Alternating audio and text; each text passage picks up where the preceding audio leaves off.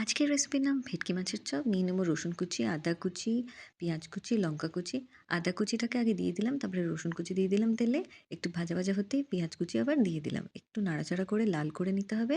তারপরে দিয়ে দেবো জলে নুন আর হলুদ দিয়ে সেদ্ধ করে রাখা মাছটাকে, ভেটকি মাছ নিয়েছিলাম অবশ্যই। দিয়ে দিলাম ওর মধ্যে ধনে গুঁড়ো, জিরে গুঁড়ো, একটুখানি গোলমরিচ গুঁড়ো।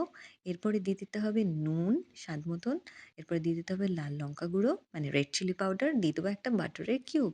এরপরে দেওয়ার পর অ্যাড করে দিতে হবে লঙ্কা কুচি আর ধনেপাতা কুচি। ধনেপাতাটা একটু বেশি করে দিতে হবে, ফ্লেভারটা খুব ভালো আসবে। এরকম করে লাল করে ভেজে, ভেজে নিতে হবে, তবে তেল বেশি থাকবে না। আর তারপরে নিয়ে নিতে হবে একটা প্লেটের মধ্যে। তারপরে আপনি একটা ব্রেড ক্রাম্বস আলাদা প্লেটে ঢেলে নেবেন। আর আমি একটু ডিমের গোলা করে নিয়েছি নুন আর গোলমরিচ দিয়ে।